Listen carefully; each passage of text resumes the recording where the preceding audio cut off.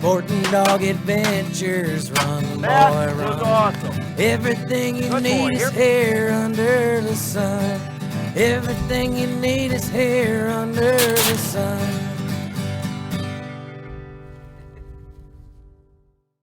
The Sporting Dog Adventures podcast is proudly brought to you by Saki Acres Retrievers. Whether you're looking for a black, yellow, or chocolate Labrador Retriever puppy, please check out our website for more information at www.sagiacres.com. You can also email Jeff at sportingdogtv@gmail.com or call 262-215-9683. And remember, everyone deserves a Sagi dog. Hey, welcome to the Sporting Dog Adventures podcast. I'm your host, Jeff Fuller. I know we had talked about having a show once a week. Very much had my world thrown upside down on me. As many of you know, in the past, coming up on 4 years ago, I lost my middle child, Cole, to a suicide. And it really rocked our world, changed how I lived, changed me as a person, changed me as a father.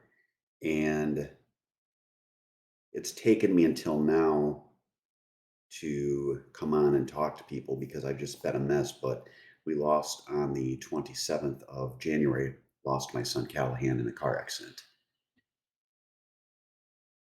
As a parent, there's nothing I can say other than you are just at a loss of words. Losing one child is hard enough, but losing a second child, oh man, you feel like you've given enough, like you've suffered enough, like your world is going to turn around and things are going to get better. And it really had. We had come out of a battle over the last decade of a bad divorce. We had moved to a new house. My son Clayton and his fiance had moved in with us. We were a family. Callahan's career that he was shooting for was as an airline pilot. Everything had fallen into place, and he was basically set for his future. We had his school set up, whether it's his flight school and his college. He had a job. We got such great reports back on what a fine young man he was working. He was just a blessing to parent. It was ease. You still had things you had to parent with, but as far as parenting a kid, I couldn't have asked for a better kid. So on that night, it was bad weather. We have Life 360 on my kids' phones so that we know where they're at. We got a crash announcement. Went to the scene of the accident because I knew where the crash was because of the app on his phone. And it was just, I knew, having been in law enforcement, I knew that he didn't survive. And since then, it's just been a struggle. People will say that I'm strong because I can come on here, and I will tell you it's nothing but the opposite. I feel that it's my job, my path to talk to others, whether it's about dogs or about kids. And I don't want to say this is healing for me, but I hope people learn the cautionary tale of my life, which is no matter how much success you've had, and I've had a lot. I came from a kid that lived in an apartment and dreamed of having 40 acres to hunt on at some point, someday in my life, to having had a TV show, hunted all over North America. I've had another show I hosted. We've had just unlimited success in the dog world. And you can say that I've got fame and fortune, but what I can tell you is that none of that buys time. When we look at things in life, we always look at being successful. Success is defined for me by my kids. And it's really difficult because I know my boys are still here with me in spirit, and someday I get to see them again. But on a selfish note, you want them here. When I think of my kids and raising them in dogs and how we've had dogs involved, I will tell you that having gone through this now, my gosh, for a second time, I don't know how people get by without dogs. Dogs are my counsel. They are my escape. They know when you are emotional, and they do not judge. I don't know how people get by without having that unconditional love in such a cruel world. We have our dogs in the house. We also sell what I always tell people is a dream to people. We sell them a future dream, which is a puppy. We help them at times with training, but I could not get through these things that we have suffered through without having dogs. Dogs were a big part of Cal's life. Our dog Ace, who is one of our main stud dogs, we have two stud dogs. Um, Ace was Cal's dog. Um, he would take Ace in his room. That was his buddy. Ace would see him and just get excited. And we've now uh, basically adopted Ace out to my son Clayton and his fiance because Ace was struggling too. He would always wait for Cal to come home, and he would. I mean, he was his best friend. So it's we've raised our dogs. We're a dog family. We've raised them with these animals and raising these animals and letting them see unconditional love. And hopefully, I'm judged in the end by my kids as providing them unconditional love. And it is something that has been a blessing for us to have this home based business, to be able to spend more time with our kids, more time with our dogs, and more time all together. And it has just been something that it's helped. I will tell you that having 9 years on television, I've got some of the best home videos anyone could ask for. They are so hard to watch.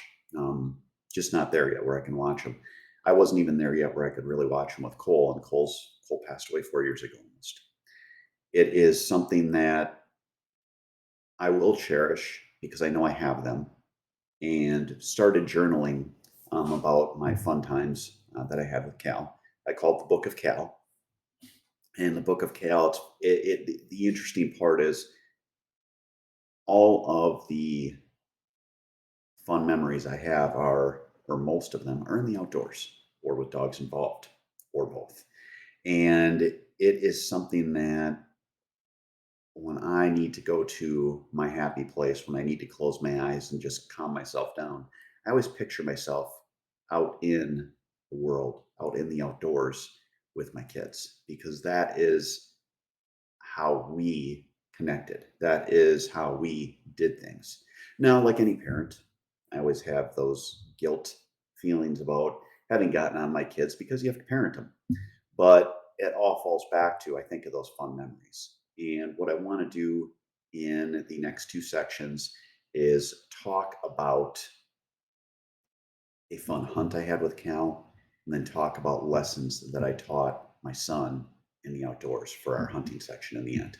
So we're going to have three sections. This whole show will be about my son Cal because I don't know, I'm a content creator, and how else do I honor my sons than to have content out there about them, about their lives, and about what they meant to me. I'm going to try not to fall apart, try not to cry. I've done enough of that. But in the end, if I have to hit pause, we'll hit pause. But as far as Cal, having him on the TV show, my gosh, so many memories. When he was really little, we had this weird interview we did in South Dakota with this lady with this owl, and it turned out fine. But he was such a sport about it. He was so little, and they were teaching him about an owl at this nature center. And after we had this hunt where we did pheasant hunting, when we would take Cal on these hunts, he was really little. I mean, my other boys, Clayton, gosh, he was 10 when we started TV. So that would have been, holy cow, 12 years ago. So Cal would have been 6. So you're trying to drag this little kid along and have him keep up. And we're on adult hunts, we're on hunts where we're filming. And I mean, he had short little legs. Ultimately, Cal ended up the tallest of my boys. He ended up 6'3".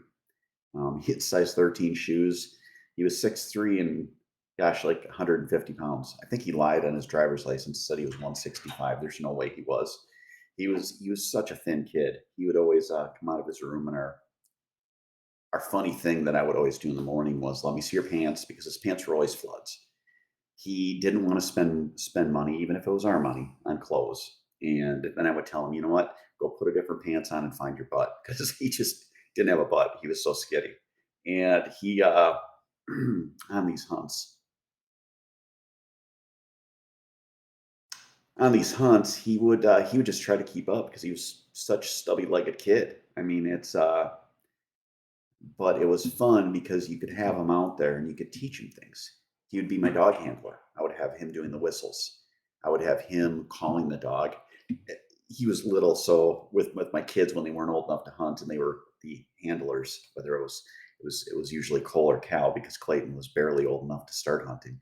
I would have them as the bird carriers as well. And it was, as a dad, you're stuffing as many birds as you can into their back, into their bird carrier, and it was always fun watching them. They're chugging along, stumbling along. You're trying to get him to keep up, telling him he's got to put his chest into it when he's blowing into his whistles. Trying to teach him how to blow a duck call when we're out duck hunting. Just so many fun memories that I hope again that people learn the importance of time. No matter how much money you make, how much fame you have, how many great experiences you have personally in your life, you're not going to be able to buy time. I think back of that, and I was talking to my wife and also my kid and a couple of other young people, and realized that with how my businesses work and the fact that I'm at home, I probably got to spend more time with my sons at 17 and 18 than most parents get in a lifetime. I always made time for them, and I'm so happy for that because I still feel like I should have made more. But learn about the importance of time, learn about the importance of spending time with them in the outdoors. I don't care if you don't hunt, but gosh, go hiking, go sit by a lake, go outside, leave the phones at home, and just enjoy being out there. It is something that I cherish. Again, it's hard because it puts me in tears to think about different times, but at the same time, I'm journaling these fun times I had with Cal because I don't want to forget them. I'm getting old, getting to the point where I'm probably going to start forgetting a lot of things. So I'll have these memories. I have to make sure I write so it's legible. I'm a very sloppy writer so that I can still read it. And I will have this so that it is there so I can go back and read these. But again, I'm going to do my best to kick myself on the rear end and get back on the podcast wagon and put out more podcasts. It's just been a struggle. I just not been in a good place, and hopefully this helps me. It was one of those things where you dread putting out a podcast because the 800-pound gorilla in the room is you have to talk about it. Now, I guess I don't have to, but we have enough people on social media, and I have enough friends and coworkers and sponsors and different people that listen that it does need to be addressed at a time. And I think that's one of the reasons I've been pushing it off is not knowing when I was going to be able to hold it together to actually talk. I finally got to that point today. Wasn't planning on doing a podcast, and I just made the decision. Today's the day. Today is the day that we will talk about my youngest boy, Cal. He was 18. He was one of the happiest kids you'll ever meet. Big smile. And someone that the world is a worse place without him. But he is with his older brother, and we'll get to see him again. So stay tuned for the next part, which will be my favorite hunt with Cal. We'll have all that and more coming up after this.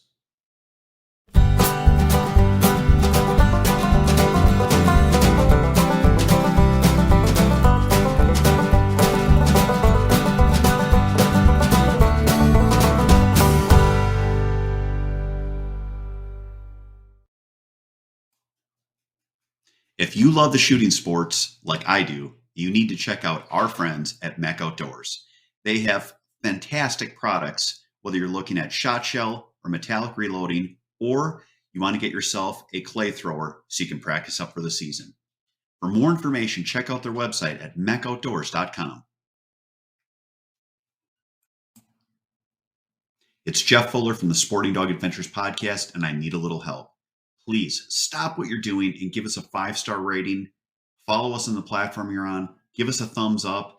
And above all, share our podcast with your friends and family.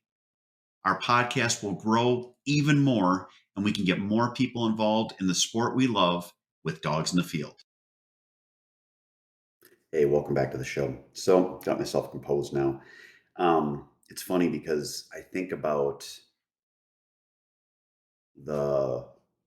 my favorite hunts with my son Callahan, and I'm a very blessed person because I have so many times that were just wonderful memories. Um, Trying to think back, you always think back to the last hunt, or oh my gosh, for the Hunting Guy podcast, I'll probably talk about my favorite big game hunt because I have a deer that we shot together and got mounted.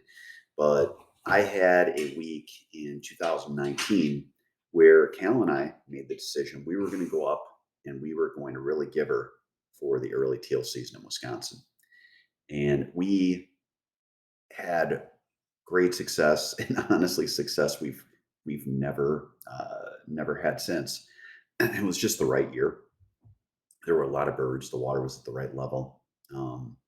We scouted. We had good spots.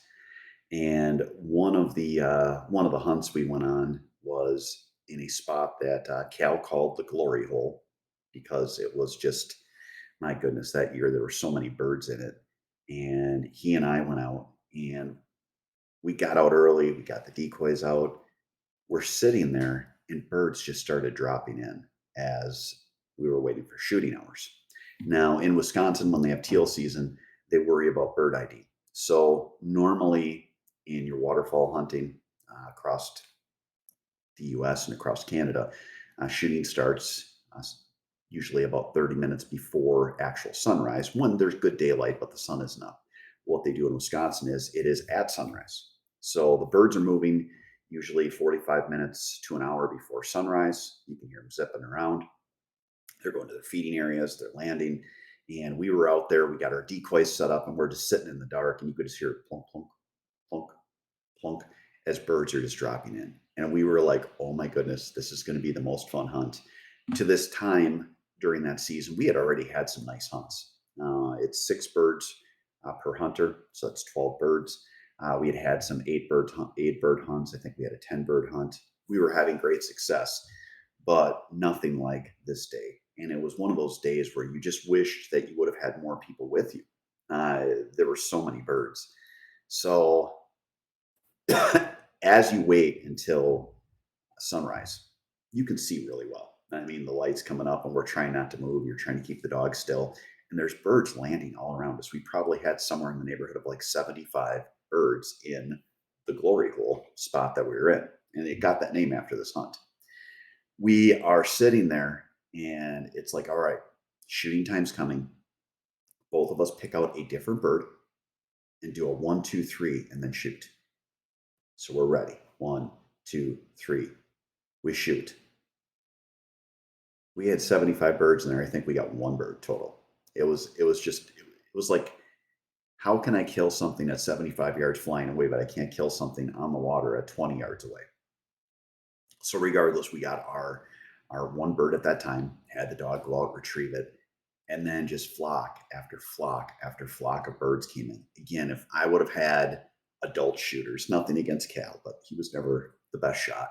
If I would have had adult shooters, we would have probably put 30 birds on the water.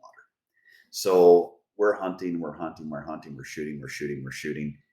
We get to a point where we need 1 more bird. And I'm like, you know what, Cal, this one's all you. I'm like, go ahead, you get the last bird. I didn't know who shot what or where we were at in the number of birds each of us have taken. I mean, a lot of times several birds would come in, you both shoot the same bird. But on this day, it was like, all right, we're going to let him shoot the last one. After the 5th group of birds, I said, I'm going to shoot with you. We had one single come through. We both shot, put the bird down, and got it. And it was just we had so many more days coming up. We actually had a hunt 3 days later in the glory hole with Clayton, his now fiance, Cal, and myself. And to tell you how good they shot, I put my gun down after a while, and I think they went through like 8 boxes of shells to the point where Clayton said, "Dad, I think we need to go back to the shack and get more shells." And I'm like, "No, I think we're done. Like, you guys have shot enough. I think we shot 16 or 17 birds." But it was just that year. It was just that spot. And this was that hunt that I got to share with just my son. Took some really beautiful photos of him with those birds. He was such a pretty kid. It was just a great photo, great memories. And it was the first season after we had lost his brother Cole. So it was something where we were emotional about it because we were out hunting after having lost Cole, and we felt like Cole was hunting with us, like he was there with us, helping us uh, get these birds. Apparently, he didn't help his little brother shoot because I had to help on the last bird, but it was a memory that I will always cherish. It was one that, my gosh, I just wished we would have had still been filming, because this was the year. That year, we shot so many ducks that year. It was just such a good year. And it's just, we haven't rivaled it since. And that spot will always be the glory hole. It's Cal's spot. And it is behind his favorite deer spot, which we always call the black stand food plot. He just called it black stand. And it is one of those things that it'll always be this great memory that I have that I shared with him. I've already written about it in my journal. And it is something that was just a great story and a great time that I had with my youngest son. So I hope you enjoyed this part of the show. On the last part of the show, we're going to talk about how I had Cal involved with the dogs when we were out in the field as your hunting tip. All that and more coming up after this.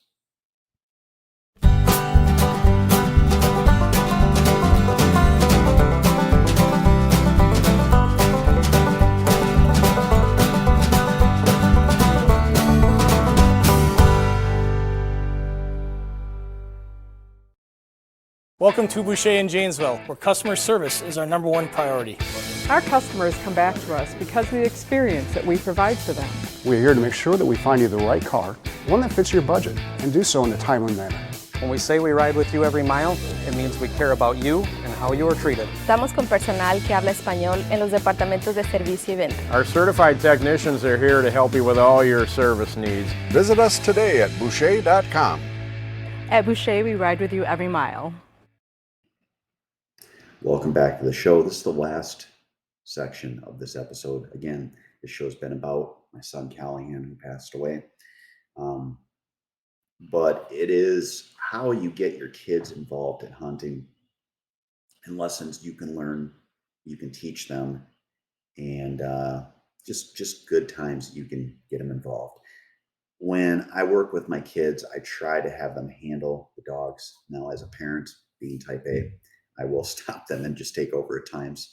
But I always made sure that Cal was working with dogs. His dog was Ace. He was at that age now where he was going to be able to go out and take Ace hunting with him, where I would trust him that he would do a good job and that they'd be safe and that the dog would listen to him. Worked with them on training. And that would be the key, is when you get your kids involved in hunting and you want to have them involved with hunting with the dog, don't make the first time that they're handling be when it's in the field. There's just too much pressure. Have them work on training, have them work on a pond, have them work in the yard.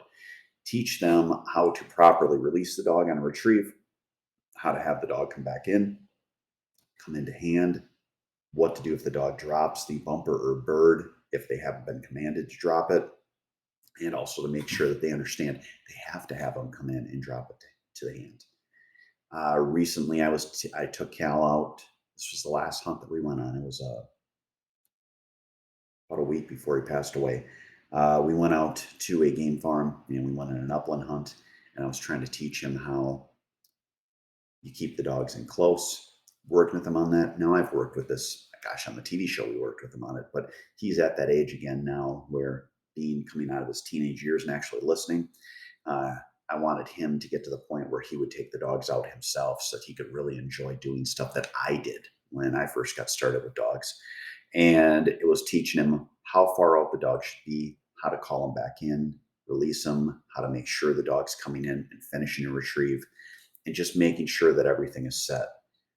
It's funny, on that hunt, I had said, well, I'll go through the heavy cover and you guys stay on the outside. And I look over and we're halfway through and we flushed a few birds. And I'm like, what are you doing in here? He's like, well, I'm trying to push the birds too. I had to explain to him, you were on the outside and the only person on the outside. And I'm in here with the dogs trying to be a dog to get the birds out to you. So make sure you stay out there. So it's just all those little tips that you have when you, I guess, strategize on your hunts, and trying to help them with it when it's not pressure packed, more of a training type hunt, and also giving them time so that they can be successful. Trust me in the fact you will never, ever regret having these times with your kids. So I'm going to try to do every week now again. I will do my best. Probably we'll have a few more episodes about my sons, Cole and Cal. But in the end, I hope you guys enjoyed the show. I hope you guys learned a lesson from this. Again, I never try to preach. I always hope that people can learn from different things from me in life, whether it be the love of dogs, the love of the outdoors, but on this one, the love of your kids. Have a great week. God bless.